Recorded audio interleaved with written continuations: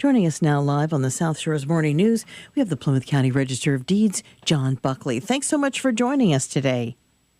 Good morning, Christine. Thanks for having me on the show. Oh, absolutely. On this nice cold morning, we were happy when it just went up to 14 degrees, living in sunshine. No, facing winter the way we used to face it. Oh, absolutely.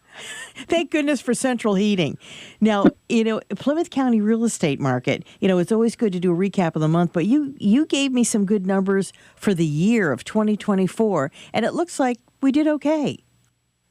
Well, we survived the year. Right now, we're in a very difficult real estate market, very high prices on average, very high interest rates despite what the Federal Reserve was expected to do. And I just think a lot of people are getting frustrated at the process, particularly young people. I've seen polls that many young people don't ever expect they're going to own a home, which is a tragedy. But we have gone forward. We were slightly ahead in deeds for the year, 10% higher in mortgages for the year.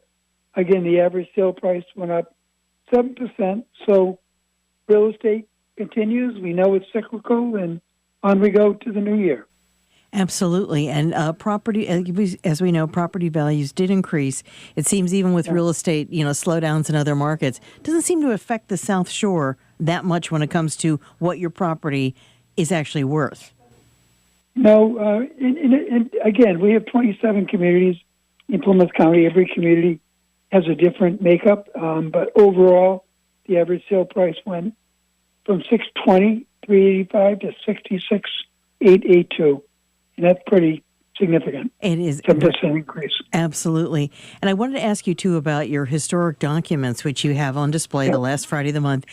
This month's a little bit different because this has to do with apprenticeships. Tell me a little bit about this. Well, it is in our records. This one is from 1633, and in our records we have deeds, we have transfers, we have a lot of different things in the colonial deeds. We also have a lot of probate issues. So this particular one is a probate issue. A fellow by the name of Peter Brown, familiar name in Plymouth County, passed away. He had multiple wives and multiple children from each wife.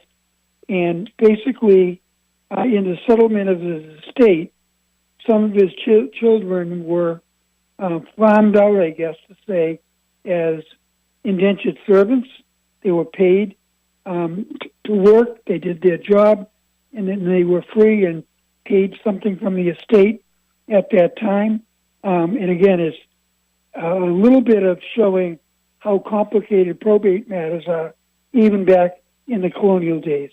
Absolutely. Just looking quickly at this list, he did have a lot of relationships and a lot of children, but everybody, it's very spelled out here for the amount of time and what's going to happen. It makes it look just like a business. I know they're trying to make sure people were taken care of, but it's just kind of sad when you see some people had some pretty tough lives then. They were definitely.